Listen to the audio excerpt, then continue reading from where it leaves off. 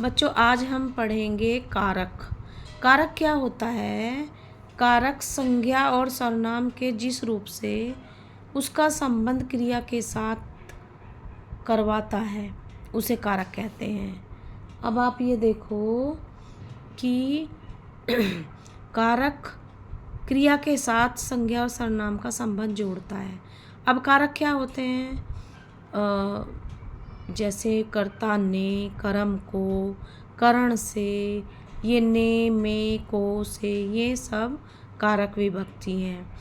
अब ये क्या काम करती हैं?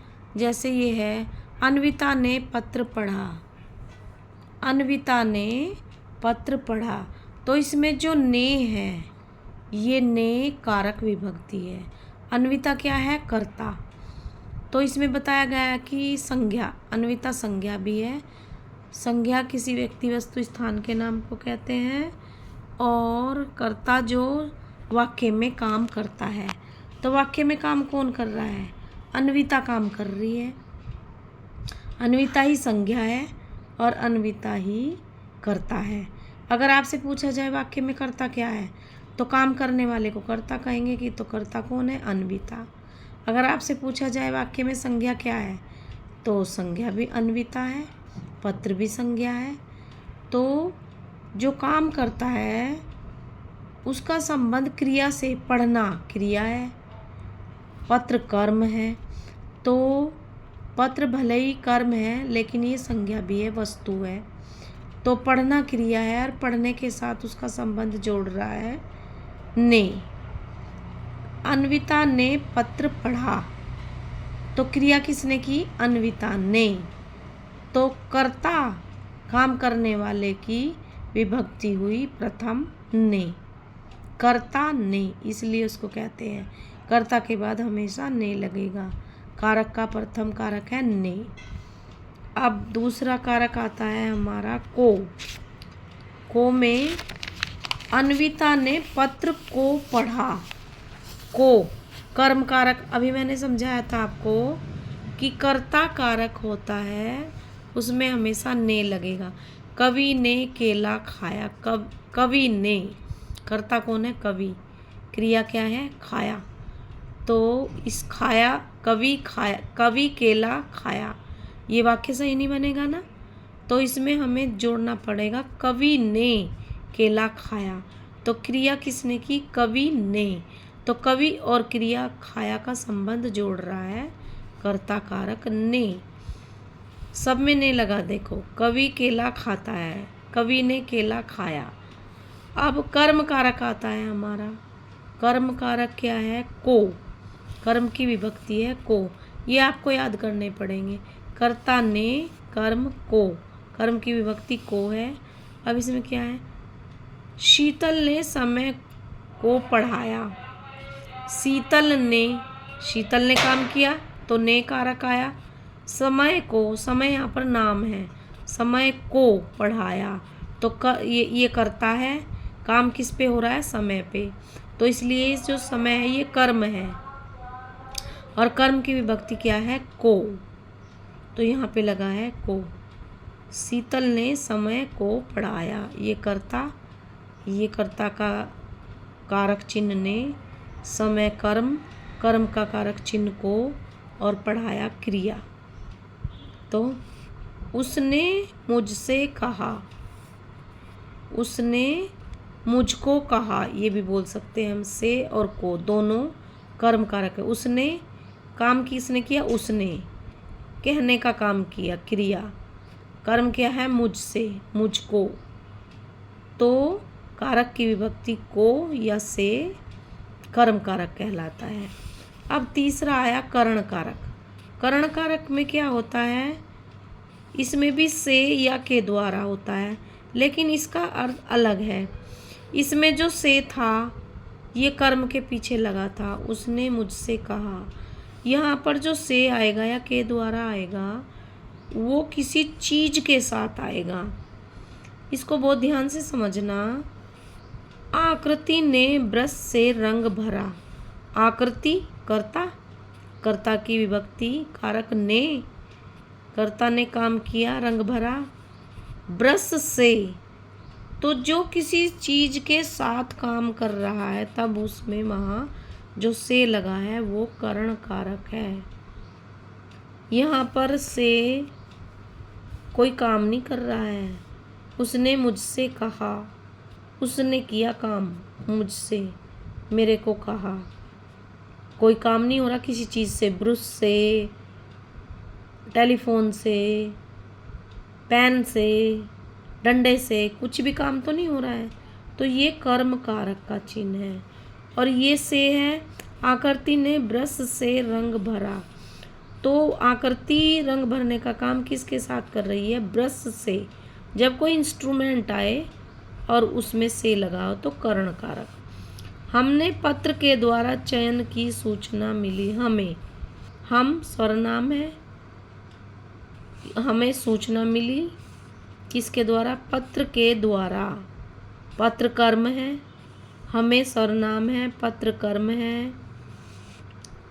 चयन की सूचना मिली क्रिया है और के द्वारा करण कारक की विभक्ति है। करण कारक की विभक्ति होती है से और के द्वारा। और से का ही दूसरा अर्थ होता है के साथ। के साथ। रोगी ने दूध के साथ दलिया खाया। तो रोगी ने दूध के साथ, वो कुछ ना कुछ साथ में का अर्थ होता है यहाँ से डंडे से। पत्र के द्वारा, दूध के साथ, यहाँ कुछ ना कुछ समान आएगा तब होगा करण कारक। करण माने करना। कर्म होता है खाली ऑब्जेक्ट, करण होता है काम कैसे करेगा। करण माने करना, तो कैसे करेगा? किसी भी इंस्ट्रूमेंटल, जैसे इंग्लिश में लिखा है इंस्ट्रूमेंटल केस, तो किसी इंस्ट्रूमेंट के साथ जब से आएगा या के द्वारा आएगा तो वहाँ पर करण कारक होगा। अब है संप्रदान कारक। संप्रदान कारक में क्या होता है? संप्रदान कारक में होता है डेटिव केस, के लिए। के लिए माँ ने मेहमानों के लिए भोजन बनाया। मेहमानों के लिए संप्रदान कारक। अपनी मुसीबत मित्र को मत दो। अपनी मुसीबत मित्र के लिए मत दो या मित्र को मत दो। यहाँ पर को का अर्थ है के लिए, तो ये संप्रदान कारक। पिताजी दादाजी के लिए कार लाए। के लिए संप्रदान कारक। तो आगे चलते हैं हमारा अपादान कारक। अपादान कारक में कोई चीज़ किसी वस्तु से अलग होती है। जैसे आम पेड़ से गिरा। अब देखो से यहाँ भी है और से करण कारक में भी आया था और से कर्म कारक में भी आया था, लेकिन यहाँ ये कर्म के साथ जुड़ा था। उसने मुझसे कहा, तो ये मुझ यहाँ कर्म है, उससे जुड़ा है, तो ये कर्म कारक है। आपको देखना है कि वो से लगा कहाँ है। ये कर्ता, ये क्रिया और ये कर्म। अब करण कारक में से लगा है ब्रश से पहले, इंस्ट्रूमेंट से पहले, तो काम जो हो रहा है वो किसी इंस्ट्रूमेंट से हो रहा है। सिपाही ने डंडे से चोर को मारा। डंडे से, तो जहाँ भी इंस्ट्रूमेंट आएगा और उसके बाद अगर से लगा है तो वो कहलाएगा आपका करण कारक। काम हो रहा है इसके द्वारा, के द्वारा। अब है संप्रदान कारक। संप्रदान कारक में के लिए, इसकी कारक विभक्ति है के लिए, के वास्ते, को के। तो पिताजी दादाजी के लिए कार लाए। अब यहाँ पे है मैंने तरु को पत्र लिखा। ये को, इसका अर्थ यहाँ के लिए। मैंने तरु के लिए पत्र लिखा। तरु को पत्र लिखा। मैंने तरु को उपहार दिया। अब इन दोनों को में अंतर देखना। मैंने तरु को पत्र लिखा, ये यहाँ कर्म है, कर्म के साथ लगा है को, तो कर्म कारक। कर्ता क्रिया और तरु और पत्र कर्म है दोनों। मैंने तरु को उपहार दिया। मैंने तरु के लिए उपहार दिया। तो यहाँ इसका अर्थ बैठता है के लिए। यहाँ मैंने तरु को पत्र लिखा, तो हम तरु के लिए पत्र लिख रहे हैं। तो जहाँ कर्ता के साथ कर्म के साथ जुड़ा हो वहाँ को, और जहाँ उसका अर्थ उसके के लिए फिट बैठ रहा हो तो वहाँ संप्रदान कारक। वैसे अधिकतर संप्रदान कारक के लिए के लिए ही लगता है। अब आते हैं अपादान कारक। अपादान कारक में क्या होता है, कोई चीज़ किसी चीज़ से अलग हो रही है, तो इसका अर्थ है यहाँ पर से का अलग होने के अर्थ में। सनी बम्बई से चेन्नई गया। अब सनी बस से चेन्नई गया, तो ये करण कारक है क्योंकि इंस्ट्रूमेंट यूज़ किया उसने। सनी बस से चेन्नई गया, तो इंस्ट्रूमेंट के साथ से लगा है, मैंने यहाँ बताया था इंस्ट्रूमेंटल, तो ये होगा करण कारक। लेकिन अपादान, सनी बस से गिर गया, तो सनी बस से अलग हो गया ना, यहाँ से का अर्थ है अलग होना, तो इसका अर्थ है अपादान कारक। आम पेड़ से गिरा, तो अगर आम पेड़ से अलग हुआ तो यहाँ से का अर्थ होगा अपादान कारक। बिल्ली कुत्ते से डरी, बिल्ली कुत्ते से डरकर अलग हो गई, तो इससे का अर्थ है अपादान कारक। बहू सास से शर्माई, तो सास से शर्माकर अलग हो गई वो। गाय खूंटे से छूटी, तो हमने बताया था कि कोई चीज़ किसी चीज़ से जब हटती है, दूर होती है, वहाँ अपादान कारक होता है। और इसको इन्होंने ऐसे भी सिद्ध किया है कि सनी बस से चेन्नई गया, तो इंस्ट्रूमेंट के लिए से तो करण कारक। सनी बस से गिर गया, तो बस से अलग हो गया, तो अपादान कारक। अब आता है संबंध कारक। संबंध कारक बहुत इजी है। इसमें आते हैं का, की, के, रारी, नानी, ने। सिद्धू का बस्ता बड़ा है, तो सिद्धू और बस्ते में संबंध जोड़ना है, तो संबंध जुड़ेगा का। सिद्धू का बस्ता बड़ा है। सुषमा के बाल लंबे हैं, तो बाल और सुषमा से संबंध जुड़ेगा, तो क्या लगेगा के। आसिफ को मेरा घर अच्छा लगा, तो आसिफ और मेरे घर का संबंध जुड़ा को से, इसलिए ये संबंध कारक। अब आता है अधिकरण कारक। अधिकरण कारक का क्या अर्थ होता है कि कोई चीज़ किसी के ऊपर बैठी है, अधिकार कर रखा है।